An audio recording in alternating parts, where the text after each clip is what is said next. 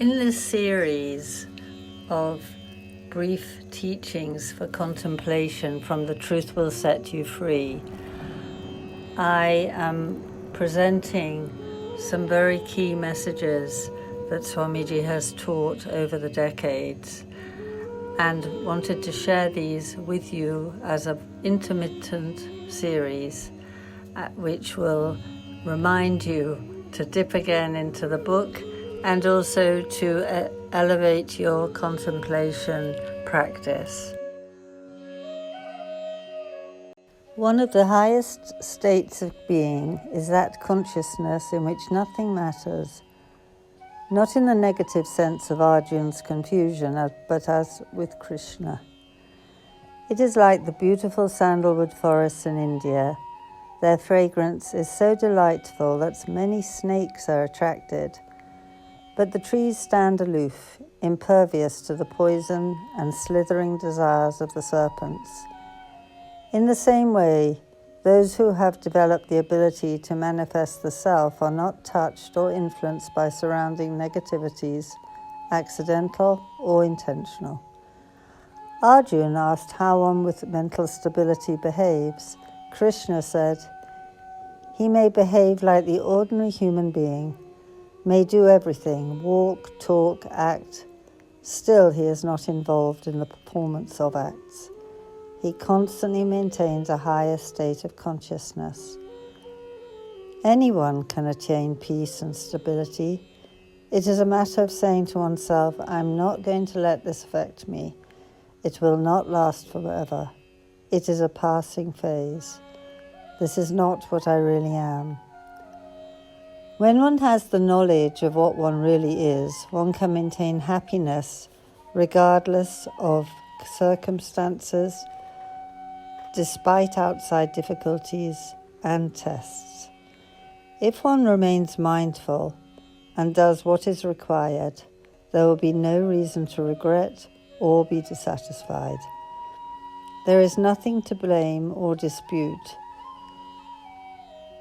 If one has done the correct thing, has acted positively, there will be no need to worry. Do only two things, that which is necessary and the ultimate. Do not bother with the rest.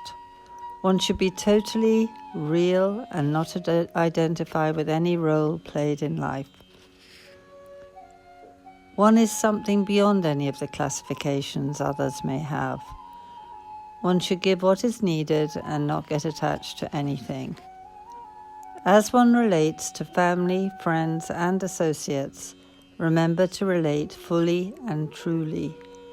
The sun's rays hit the various aspects of the earth at different angles and serve different purposes, such as creating clouds from water, warmth, and foodstuff to nourish plants, dryness for the earth, energy for life and growth.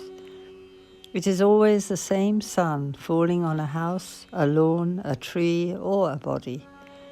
It cannot be thought of as more or less sun. Love is like that. In love, one does not give less or more. One identifies with the Atma in all. One does not use sensual whim or distorted preference in love. For instance, loving one child more because its eyes are blue or its personality is reminiscent of someone. That is illusion, not love. One loves the children because they too are Atma. Together, all are part of the infinite, and that is a beautiful thing to feel. It is the same with friends. One should respect the Atma in all, rather than feeling competition and envy.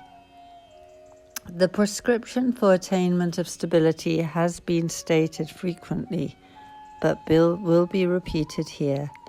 Meditate, contemplate, relax, breathe deeply, be careful of diet, choosing only pure and fresh foods. Be vigilant of ego and emotional state which drag one down. Avoid excitable and negative tendencies, places and people. Be careful of one's own thoughts and speech.